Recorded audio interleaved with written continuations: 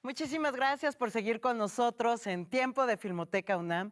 Acabamos de ver la película DOA con las horas contadas y es para mí un verdadero gusto el darle la bienvenida a nuestro invitado de esta emisión, Antanas Amador, docente, cineasta que nos acompaña y nos compartirá su análisis. Bienvenido, Antanas. Muchas gracias, gracias a ti y a todo tu auditorio que nos sigue.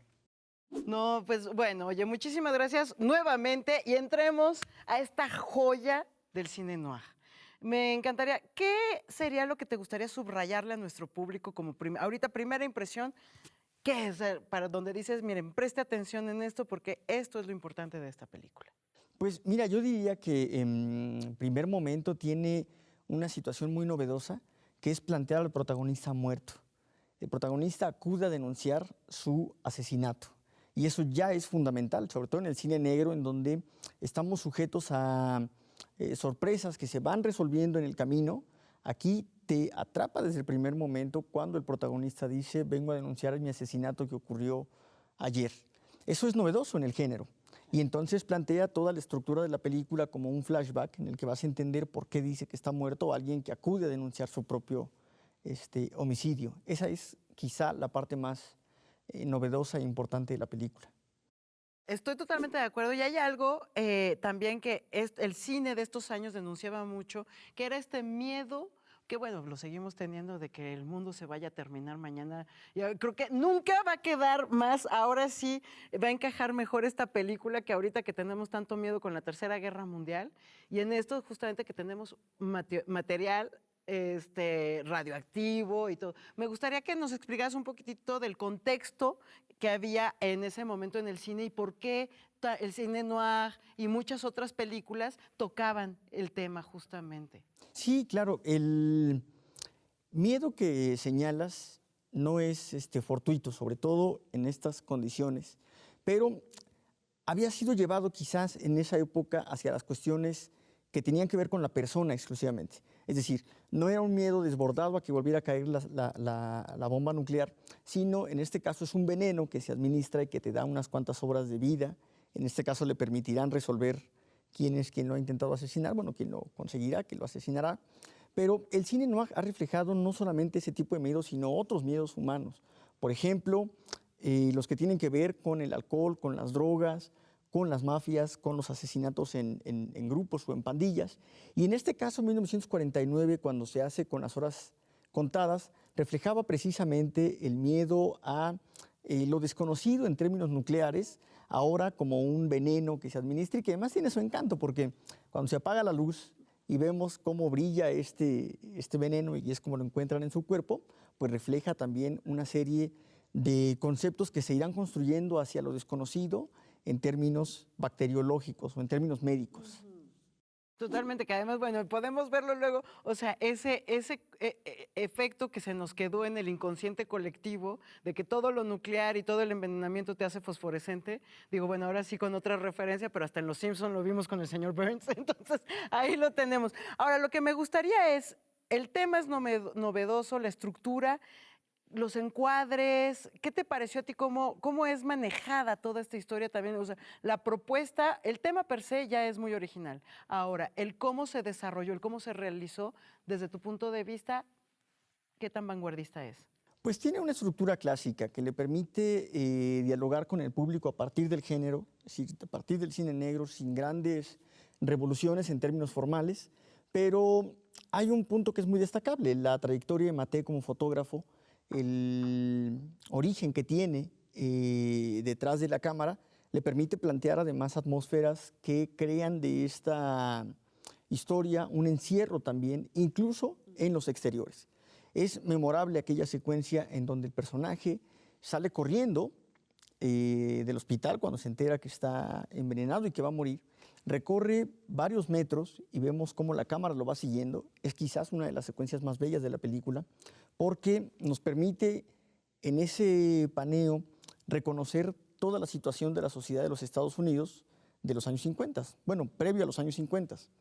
Como esa, cuando se apaga la luz y vemos el veneno radioactivo. Es decir, hay muchas atmósferas que se están creando que dentro del cine negro funcionan en aspectos formales, pero que no tiene una gran complejidad, digamos, que establezca la película fuera del género, sino que tiene un diálogo muy fluido con el espectador.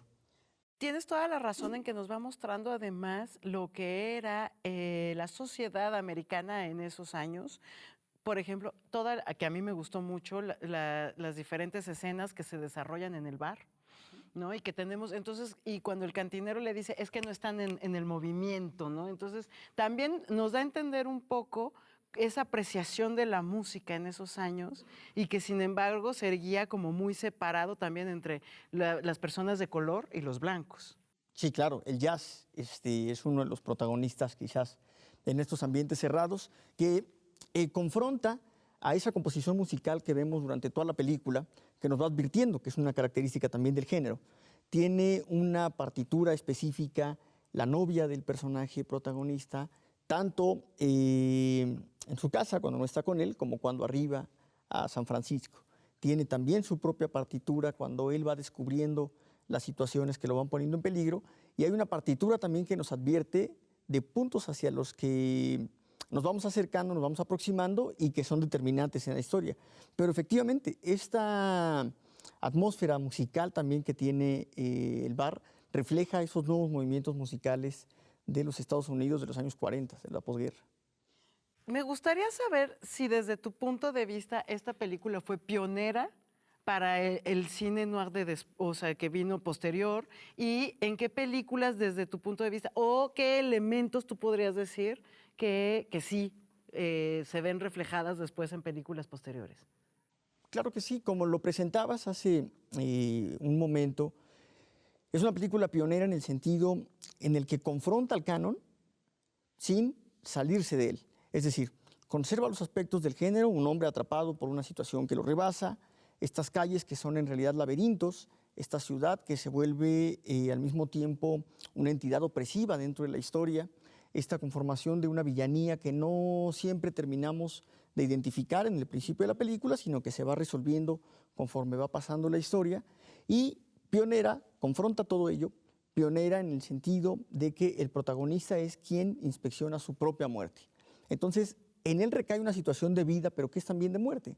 El caso más preocupante para él, o el problema que tiene que resolver, es quién lo ha matado, ¿no? Porque se vuelve una cuestión de principio, se vuelve una cuestión de dignidad, hasta que lo descubre, y cuando el espectador sabe todo ello, él cae desvanecido.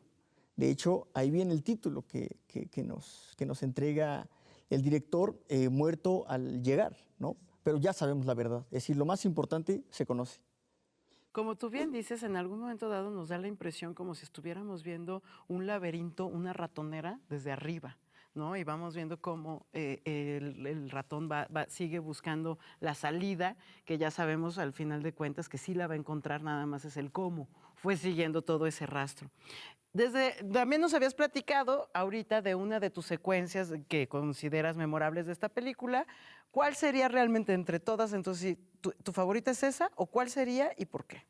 Yo creo que esa es de las más importantes porque muestra a este protagonista Bigelow cuando se confronta con lo que le está pasando, porque los médicos le dicen lo que te pasa es que te vas a morir. ¿Cuánto tiempo? Un día, una hora, o quizá una semana. Se rompe esa falsa tensión, se rompe con la salida cuando él está corriendo, y es por primera vez donde lo vemos hacer algo en libertad. Es decir, estas vacaciones que eran aparentes, en donde va a pasar unos días en soledad, se rompe cuando él corre por primera vez porque tiene una preocupación en la vida, algo ocupado su vida, y es lamentablemente el saber por qué se ha muerto. Hacer este recorrido para mostrarnos a todas las personas que están detrás de él viviendo una vida normal, porque no tienen ninguna premura, no están contra el tiempo, hace que la escena te lleve realmente a la tensión que tiene el personaje. Me encanta. Oye, veo que nos traes un libro. Quisiera... ¿De qué se trata un poquito? A ver. Es mi lectura del día, pero tiene que ver un poco con el género, los anarquistas expropiadores, porque se va conformando también. Ayer que estaba leyendo un poco y ahora que vimos la película una vez más, vamos descubriendo estos personajes atrapados en estas ciudades. Y como lo decías, esta cámara que se vuelve inmersiva en esta ratonera, la cámara que nos permite ver desde afuera y también desde adentro en estos espacios cerrados, en los que aparentemente una puerta abierta, como las puertas del hotel, reflejan ya las condiciones de distintos personajes y de distintos grupos. Todo en un ambiente festivo, como en el caso de Con las horas contadas, pero que no termina de ser una cuestión trágica, porque es la muerte anunciada del personaje. Absolutamente. Me gustaría que platicáramos un poco también de los personajes femeninos. Hay que poner el contexto de la época. Sin embargo, me parece también que las figuras femeninas en esta película sí hay. O sea, los arquetipos que se escogieron, la figura femenina siempre es negativa completamente a la impresión de las mujeres, ¿no? O sea, podemos ver en un principio su asistente, que sí lo está acosando y hasta ella misma lo dice y que vemos, hasta la modelo que después ayuda, que es parte fundamental de todo lo despiadado que sucede alrededor. ¿Qué te gustaría compartirnos a propósito de esto? Quizás en torno al género hay una versión un poco menos despiadada de la femme fatale, que hemos visto en muchas películas del cine negro. Sin embargo, le sigue dando una presencia poderosa a los personajes femeninos, pero les quita toda la culpa que sí recae en una mente maestra. Es decir, estos personajes femeninos van acompañando la historia sin ser aquellas quienes construyen la trama y en quienes recae tanto la culpabilidad como la construcción de la villanía. Entonces, es muy interesante, no termina de ser en ese sentido novedosa, pero es muy interesante cómo también se va apoyando de estos arquetipos, como los mencionas, en el que por un lado está la cuestión amorosa que no termina de cuajar, y él cuando sabe que está muerto o que está por morir, es cuando reconoce que sí está realmente enamorado. Y hay también algunas secuencias que reflejan actos de violencia hacia las mujeres, jaloneos, ese maltrato, ese arribo, ese entrar al departamento después de tocar sin pedir permiso, ¿no? Y voy a llamar a la policía, adelante, hágalo, que reflejan también condiciones materiales de la época y que afortunadamente van a ir cambiando en el cine hasta hoy en día. Por supuesto, estoy totalmente de acuerdo con lo que... Ahora, como siempre yo digo en las entrevistas, no todo tiene que ser miel sobre hojuelas. Puntos negativos. ¿Qué le verías a esta película de puntos negativos? Tiene una estructura muy lineal, aunque pareciera que esto es contradictorio si se plantea que hay un flashback. La estructura de la película es muy lineal, lo cual no la vuelve compleja. Algunos aspectos pudieran ser mucho más emocionantes si se recurriera a brincos en el tiempo o a cuestiones espaciales que pudieran dotar de elementos específicos al personaje, o la contraparte, ver cómo se ha fraguado ese asesinato. Porque hay un asunto de interés comercial en torno, que es lo que configura o lo que motiva realmente el asesinato. Por otro lado, alguna conversación más compleja con la cámara, que es lo que vemos en ese plano secuencia del que te he hablado, a algunos en donde se limitan a plano contra plano, tanto de las conversaciones como de la respuesta entre secuencia y secuencia, que hacen pues, de la estructura una estructura que no es tan profunda como algunas otras películas que en los años 40 ya estaban evolucionando en el género. Bueno, el caso quizá más interesante es El Ciudadano Kane, pero muchas de otros géneros que también van haciendo de la cámara un artefacto inmersivo y también experimental en el aspecto formal de la película. Me encanta. Y desde tu punto de vista, entonces, ¿recomendarías, no recomendarías esta película? Y me gustaría si nos hicieras también una aproximación sobre algún título más contemporáneo que te gustaría que nuestro público pudiera también ver en sus casas. ¿Cómo no? Sí, es una película que hay que ver, plantea un clásico por esta pregunta inicial, como tú lo comentabas, ¿no? Hay películas que detonan preguntas o que se detonan a partir de una pregunta, pero aquí hay una certeza que el espectador tiene que ver cómo se resuelve. Yo creo que como una muestra de construcción de guión, a cualquier persona que pretende escribir le funciona porque nota cómo se va resolviendo un caso que se plantea en la primera secuencia y que inevitablemente, propio del género negro, va a terminar con esa tragedia. Y pensaría también que entrega elementos de punto de vista que el espectador tiene que apreciar con películas de suspenso que van a venir en otros años. Pienso, por ejemplo, en Psicosis de 1960, en la que este espectador está construyendo la respuesta de la muerte del protagonista con el que inevitablemente se va a reflejar. Y en el caso de Psicosis, vemos también cómo ese punto de vista es externo, pero que tiende también a una cuestión trágica. Entonces nos permite ir jugando con el planteamiento del narrador y con el planteamiento desde dónde está contada la historia. Por eso es que resulta novedosa y por eso es que sí, quizá valga la pena verla.